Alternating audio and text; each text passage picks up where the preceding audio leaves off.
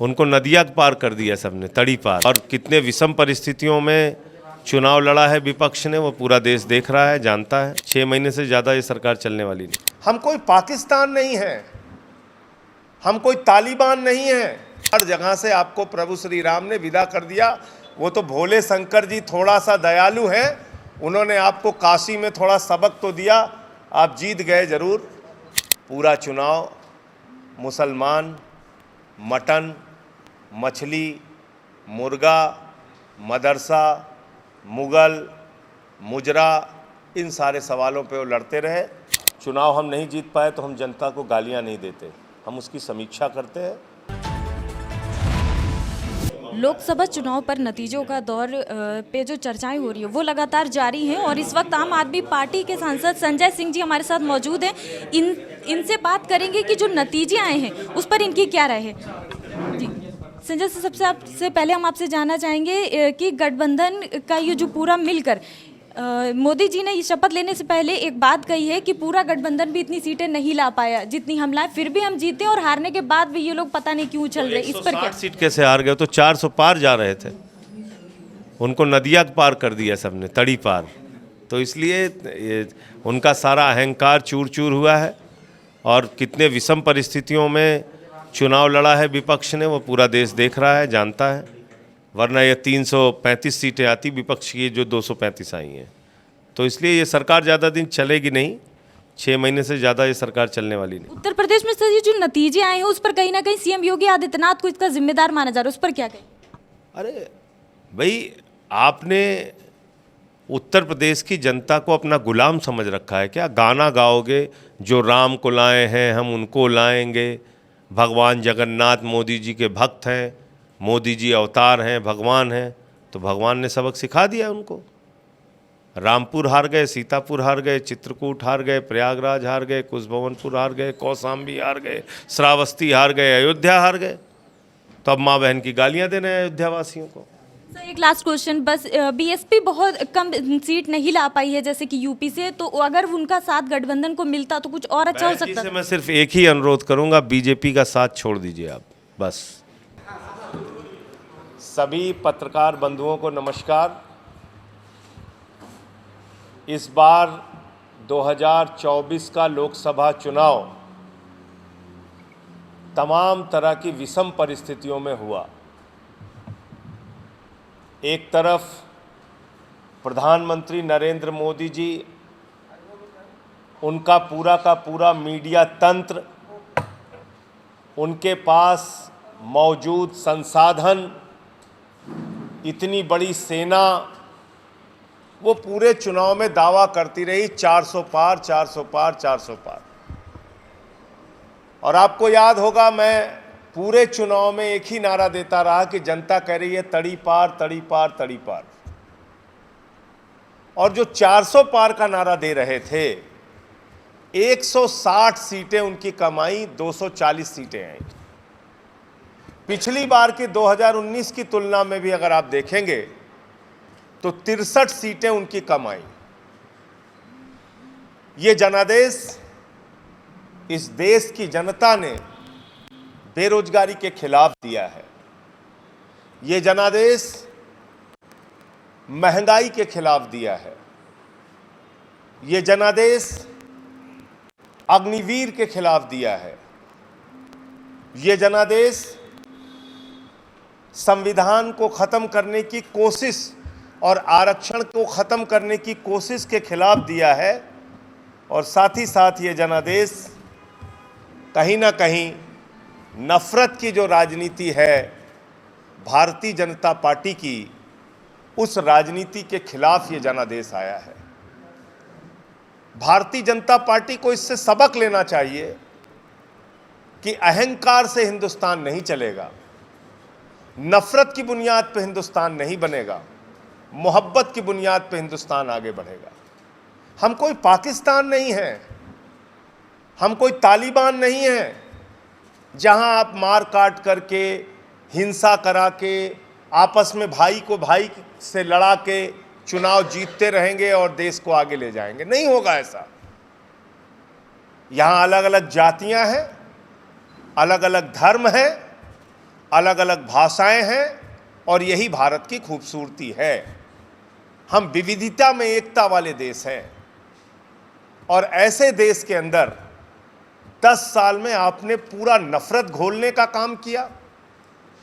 हिंदू को मुसलमान से लड़ाया, हिंदू को सिख से लड़ाया, हिंदू को ईसाई से लड़ाया, हिंदू को बौद्ध से लड़ाया, फिर हिंदू को हिंदू से लड़ाया, जाट को गैर जाट से लड़ाया, मराठा को गैर मराठा से लड़ाया, किसान को जवान से लड़ाया, पहलवान को जवान से लड़ाया। और भारतीय जनता पार्टी, मैं आपके कैमरे के सामने पूरी जिम्मेदारी से कहना चाहता हूं, किसी की सगी नहीं है। और यह इस बात से साबित होता है कि अब अयोध्या वासियों को मां बहन की गालियां दी जा रही हैं। प्रभु श्री राम के नगरी की प्रजा को मोदी जी की जो आर्मी है, मोदी जी की जो ट्रोल की सेना है, भारतीय जनता पार्टी के जो लोग हैं, वो मां बहन की गालियां दे रहे हैं अयोध्या वासियों को। और इसमें पूरी की पूरी भाजपा शामिल हो गई है। इससे क्या साबित होता है कि ये हिंदुओं के भी सगे नहीं हैं। अगर आप लोकतंत्र में इनके खिलाफ मत देते हैं तो आपको ये मां बहन की गालियां देंगे। ये इनका चरित्र है। काशी में क्या हुआ लोगों ने नहीं देखा। 1.5 लाख वोट से प्रधानमंत्री जीत पाए, 3 घंटे तक पीछे चल रहे थे।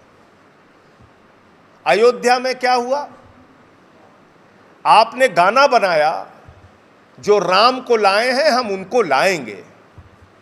अरे प्रभु श्री राम सृष्टि के रचयिता हैं, प्रभु श्री राम हमारे आराध्य देवता हैं, आप उनका अपमान कर रहे हैं। छोटी तस्वीर श्री राम की, बड़ी तस्वीर मोदी जी की हाथ पकड़ के लेके जा रहे हैं, कह रहे हैं हम राम को लेके आए हैं। तो राम ने आपको विदा कर दिया। और सिर्फ अयोध्या से नहीं, सीतापुर से भी, चित्रकूट से भी, कुशभवनपुर जिसका नाम आप रखने जा रहे हैं, सुल्तानपुर से भी, प्रयागराज से भी, प्रतापगढ़ से भी, कौशाम्बी से भी, हर जगह से आपको प्रभु श्री राम ने विदा कर दिया। वो तो भोले शंकर जी थोड़ा सा दयालु हैं, उन्होंने आपको काशी में थोड़ा सबक तो दिया, आप जीत गए जरूर। अभी भी मैं प्रधानमंत्री जी से कहना चाहता हूं, अहंकार की भाषा छोड़ दीजिए, वरना 240 पे पहुंचे हैं, 2 सीट पे आ जाएंगे। उत्तर प्रदेश में 3 सीटें ऐसी हैं, एक 4000 से, एक 2000 से, एक 3000 से हारी है। और उसमें भी अंतिम समय में लाइट गायब करके गड़बड़ी की गई थी। फर्रुखाबाद, बांसगांव और फूलपुर, ये 3 सीट ऐसी है जहां पे गड़बड़ी करके खेला किया गया। अब 2-3 सवाल लोग पूछते हैं कि जो ये एनडीए की सरकार बनी है, इसका भविष्य क्या है। इस एनडीए की सरकार का भविष्य साल भी हो सकता है, 6 महीने भी हो सकता है, 13 महीने भी हो सकता है और 13 दिन भी हो सकता है। क्योंकि एनडीए एक बार 13 दिन में गिरा था, एक बार 13 महीने में गिरा था। तो इस सरकार का हो सकता है, तो अटल जी जैसे नेता भी नहीं है, 13 महीने से कम में भी इनकी विदाई हो सकती है। इंडिया गठबंधन की बैठक में सर्वसम्मति से यह तय हुआ है कि हम देश की राजनीतिक गतिविधियों पर ध्यान रखेंगे और सही समय पर सही फैसला लेंगे। आज जो डिमांड है एनडीए के दलों की, आज जो भारतीय जनता पार्टी के साथ है, चंद्रबाबू नायडू जी चाहते हैं आंध्र प्रदेश को विशेष राज्य का दर्जा दिया जाए। नीतीश कुमार जी चाहते हैं स्पेशल पैकेज और विशेष राज्य का दर्जा बिहार को दिया जाए। नीतीश कुमार जी की डिमांड आई कि अग्निवीर योजना खत्म की जाए, उनकी पार्टी कह रही है, और यूसीसी पे पुनर्विचार किया जाए। तो ये सारी चीज़ें ऐसी हैं जिस पर भारतीय जनता पार्टी का क्या रुख होगा वो देखना होगा। स्पीकर का एक महत्वपूर्ण पद है। स्पीकर के चुनाव में पहला टेस्ट होगा इस सरकार का। और टीडीपी चाहती है स्पीकर उनका हो। इंडिया गठबंधन के पास जो संख्या है, हम लोग भी उस फैसले का इंतजार करेंगे। भारतीय जनता पार्टी टीडीपी का स्पीकर बना रही है या नहीं बना रही है, लेकिन हमारा ऐसा मानना है कि बीजेपी का स्पीकर होना संसदीय परंपराओं के लिए घातक है। अगर बीजेपी का स्पीकर होगा तो संविधान को तार तार करके मनमानी ढंग से बिल पास किए जाएंगे। अगर बीजेपी का स्पीकर होगा तो टीडीपी जैसी पार्टियां, जेडीयू जैसी पार्टियां और भी छोटी छोटी जो पार्टियां हैं उनको तोड़ा जाएगा, मरोड़ा जाएगा, अपने साथ शामिल किया जाएगा, जो बीजेपी का इतिहास है। अगर बीजेपी का स्पीकर होगा तो सांसदों के आवाज उठाने पर उनको मार्शल से फिकवाकर बाहर किया जाएगा। इसलिए अगर टीडीपी के स्पीकर को बीजेपी सपोर्ट नहीं करती है तो इंडिया गठबंधन के दलों को विचार करना चाहिए कि उस समय हम क्या फैसला लेंगे। लेकिन मुझे लगता है व्यक्तिगत रूप से, और हमारी पार्टी को लगता है कि स्पीकर जो है वो बीजेपी का नहीं होना चाहिए। एक बात ये आपसे महत्वपूर्ण करनी थी। दूसरा, आम आदमी पार्टी उत्तर प्रदेश में चुनाव नहीं लड़ी, लेकिन हमारे कार्यकर्ताओं ने, मैं एक एक कार्यकर्ता को बधाई देना चाहता हूं, हमारे नेताओं को बधाई देना चाहता हूं। जहां भी इंडिया गठबंधन के कैंडिडेट थे, चाहे समाजवादी पार्टी के थे, कांग्रेस के थे, हमने बिना शर्त उनके लिए प्रचार किया, जाकर वोट मांगा और इंडिया गठबंधन को इतनी बड़ी सफलता मिली। इसके लिए अखिलेश यादव जी को, राहुल गांधी जी को मैं बधाई देना चाहता हूं। क्या व्यवहार हुआ उनके साथ, ये आप सबके सामने है। अखिलेश यादव जी 5 साल उत्तर प्रदेश के मुख्यमंत्री रहे। जब घर खाली किया तो गंगा जल से घर धुलते हैं भाजपा वाले। अपनी पत्नी के साथ कन्नौज के अंदर मंदिर में दर्शन करने चले गए। ये पाप हो गया, गुनाह हो गया बीजेपी की निगाह में। उन्होंने मंदिर को गंगा जल से धुला। पिछड़ों ने इस अपमान को बर्दाश्त नहीं किया।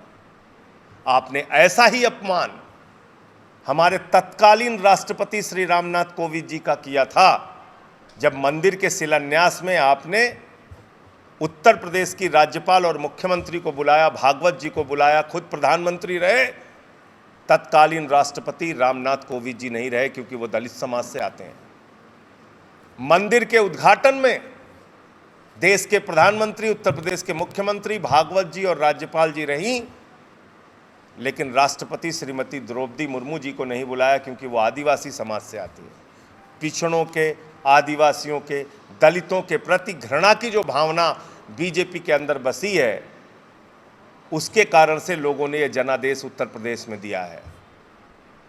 बंद करो ये नफरत की राजनीति। और आपने तो क्षत्रियों को भी नहीं छोड़ा, मां बहन की गालियां दी, क्या क्या उनके माताओं बहनों के ऊपर, पुरखों के ऊपर कितने सवाल उठाए आपके लोगों ने, आपके केंद्रीय मंत्री ने। तो इसलिए ये परिणाम कई सबक सिखाता है बीजेपी को, और उस सबक को लेकर अगर बीजेपी आगे बढ़ेगी तो मेरे ख्याल से ठीक होगा। लेकिन प्रधानमंत्री जी का पहला भाषण ही विपक्ष को इस तरह से गालियां देने वाला था, जिससे कोई उम्मीद नज़र आती नहीं है। और प्रधानमंत्री जी ने अपनी गलतियों का एहसास किया, ऐसा लगता नहीं। पूरा चुनाव मुसलमान, मटन, मछली, मुर्गा, मदरसा, मुगल, मुजरा, इन सारे सवालों पे वो लड़ते रहे और देश की जनता ने उनको नकार दिया है। जरा सी भी नैतिकता प्रधानमंत्री में हो तो उनको इस्तीफ़ा देना चाहिए। वो देश का जनादेश खो चुके हैं। आम आदमी पार्टी उत्तर प्रदेश में अपने संगठन को और मजबूती देने के लिए 13 तारीख को नोएडा में 10 बजे से प्रदेश के पदाधिकारियों की बैठक करेगी और 20 जून को लखनऊ के अंदर उत्तर प्रदेश के कार्यकर्ताओं का सम्मेलन होगा, जिसमें हम लोग आगे की रणनीति तैयार करेंगे। मुझे इतनी बात कहनी थी। आपका कोई प्रश्न? अगर बीजेपी टीडीपी का स्पीकर बनाती है तो ठीक है। अगर नहीं, मतलब टीडीपी की अगर मांग है स्पीकर की तो वो बीजेपी का स्पीकर नहीं होगा, टीडीपी का स्पीकर होगा। तो पार्टियों के तोड़फोड़ का जो खतरा है, एनडीए के दलों का भी और इंडिया के दलों का भी, वो खतरा उससे रुकेगा। दूसरा, अगर बीजेपी टीडीपी के स्पीकर को सपोर्ट नहीं करती है तो मेरा अपना ऐसा मानना है कि फिर इंडिया गठबंधन के जो दल हैं, जो लगभग 240 की संख्या में हैं, उनको विचार करना चाहिए कि गैर भाजपाई स्पीकर सदन के अंदर हो, वरना 3 खतरे हैं। सांसदों को निलंबित करके बाहर किया जाएगा, पार्टियों को तोड़ा जाएगा और संविधान की धज्जियां उड़ाई जाएंगी। इन 3 खतरों से बचने के लिए इंडिया गठबंधन के दलों को गैर भाजपा स्पीकर बनाने का प्रयास करना चाहिए। ये मेरा अपना मत है। बाकी तो इंडिया गठबंधन के दल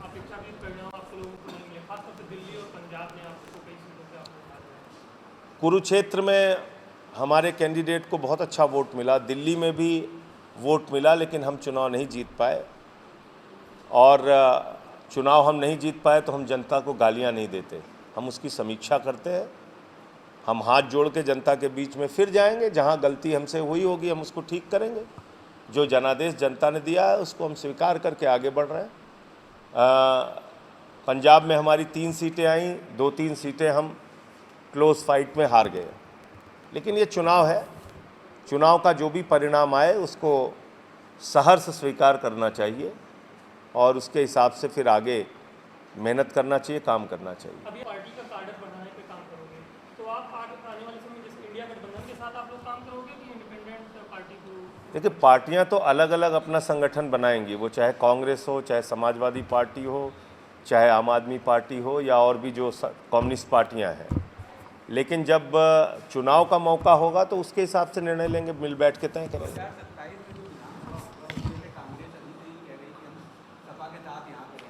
आप गठबंधन पे आपने चुनाव नहीं लड़ा, लेकिन प्रचार धुआंधार किया, आपने हर जगह पहुंचे, है ना? कन्नौज गए हो, चाहे जहाँ गए हो, एक विपक्ष की आवाज़ आपने वहाँ से मजबूत करी। भले ही आप यहाँ से नहीं लड़े, लेकिन आप कहीं ना कहीं पर हर जगह दिखी, लड़ी, है ना? कि विपक्ष को। तो क्या आपका अभी क्या सोचना है कि 27 तक ये कंटिन्यू होगा, मतलब कैसे? उसमें देखिए, जो बड़े दल हैं उत्तर प्रदेश में, ख़ासतौर से अखिलेश यादव जी, तो उस पर अखिलेश यादव जी का फैसला महत्वपूर्ण होगा। उस पर मेरा अभी से कोई बयान देना वो आसान होता है कि हाँ रद्द होना चाहिए, लेकिन उस रद्द होने से कितने लाख बच्चों का भविष्य बर्बाद होता है, ये भी एक बड़ा सवाल है। जैसे अब 1.5 करोड़ बच्चों का पिछले 2 साल में परीक्षाएं रद्द हुई हैं। 1.5 करोड़ बच्चों का, जिसमें से 60-70 लाख तो हमारे उत्तर प्रदेश के ही हैं। तो परीक्षा की कितनी मुश्किल से तैयारी करते हैं लोग। एक चपरासी की नौकरी निकलती है तो उसके लिए लाखों लोग फॉर्म भरते हैं। वैसे ही आपने 4 साल का अग्निवीर कर दिया है। मतलब ये तो अजीब योजना थी अग्निवीर की, है अभी भी, कि 17 साल में जवान बनिए, 21 साल में रिटायर हो जाइए, बाप नौकरी करेगा, बेटा रिटायर हो जाएगा। एक यहाँ पे भी टीचर भर्ती का चल रहा है, बहुत लंबा समय से चल रहा है। आप लोग भी उसके सवाल को उठाए होंगे। 69,000। हाँ, 69,000। उसमें 18,000 बच्चों के साथ जो मेरिट में चेंज करके, खासकर उसमें पिछड़े और दलित बच्चे जो हैं उनका वो आरक्षण, उसका सर मामला मैंने संसद में भी उठाया था। मैंने उनका पूरा समर्थन किया था। फिर से उनकी लड़ाई में हम उनका साथ देंगे। बिल्कुल, मैं तो कहता हूँ ना, ये लोग आरक्षण के साथ खिलवाड़ कर रहे हैं। Thank you. और अभी हमने बात की संजय सिंह जी से, जो कि इस वक्त मौजूद है लखनऊ में ही, और उनसे हमने जाना कि चुनाव के नतीजे के बारे में और क्या क्या चीज़ें, क्या कमियां रह गई भाजपा सरकार में। कैमरा पर्सन हेमंत के साथ मैं ज़ेबा अली, NTV निष्पक्ष। देश विदेश की ताज़ा खबर पाने के लिए हमारे चैनल NTV निष्पक्ष को सब्सक्राइब करें व बेल आइकन दबाना ना भूलें।